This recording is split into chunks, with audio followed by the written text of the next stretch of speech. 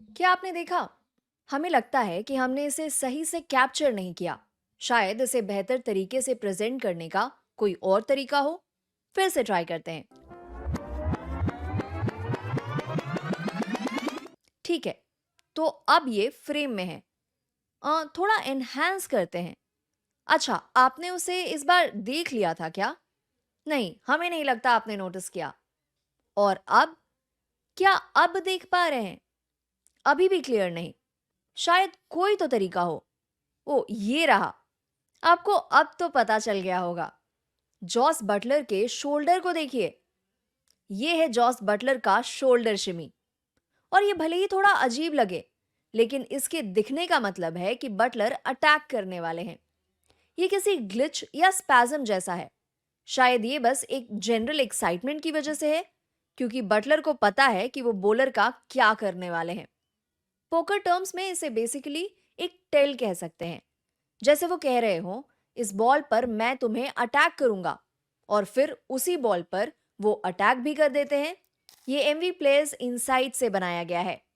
जो technology England और New Zealand के टेस्ट प्लेयर्स इस्तेमाल करते हैं, वो क्लब क्रिकेटर्स के लिए भी अवेलेबल है।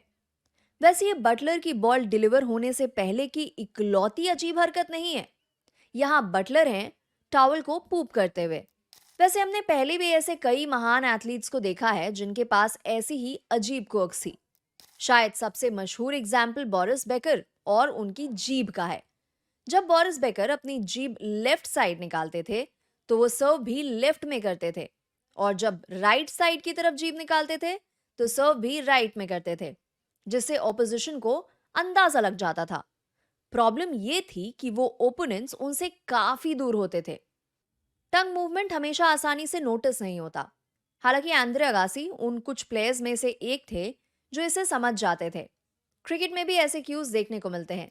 सुनील गावस्कर का मानना था कि जब वो माइकल होल्डिंग का सामना करते थे, तो वो बाउंसर पहले से ही पहचान लेते थे, क्योंकि होल्डिंग दूसरे फुट से रन अप शुरू करते थे। और फिर राशिद खान है, जो अक्सर अपने लेग स्पिनर डालते वक्त दो उंगलियां निकालते हैं और रॉन्ग वन डालते वक्त सिर्फ एक उंगली। और हम ये नहीं कह रहे कि शोल्डर शिमी सबसे पहले हमने नोटिस किया। पिछले कई सालों में इसे कई लोगों ने ऑब्जर्व किया होगा, और असल में हमने ये चीज नोटिस नहीं की थी।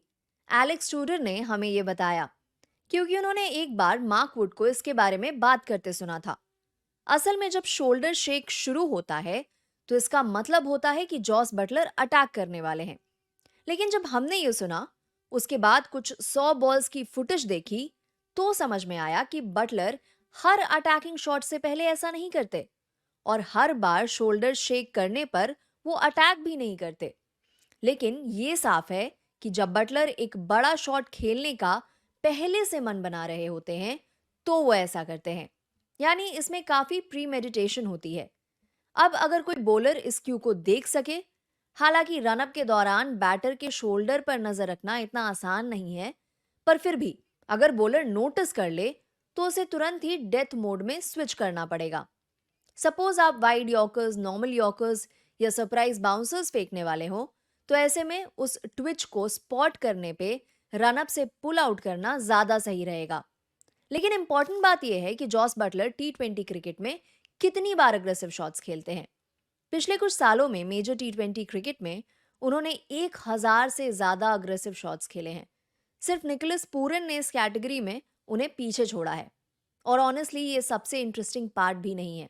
सबसे इंटरेस्टिंग पार्ट ये है कि पिछले 3 सालों में अग्रेसिव शॉट्स 500 बार से ज्यादा खेलने वाले खिलाड़ियों में जॉस बटलर का एवरेज सबसे बेस्ट है।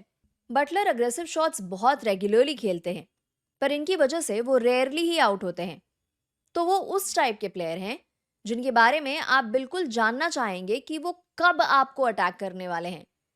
इन नंबर्स को देखिए, कितनी बॉल्स पर उन्होंने अग्रेसिव खेल दिखाया है, उनकी एवरेज कितनी है, और ये भी कि वो लगभग 3 रन पर बॉल के स्ट्राइक रेट पे खेल रहे हैं, जो अभी भी वर्ल्ड के फास्टेस्ट में से एक है।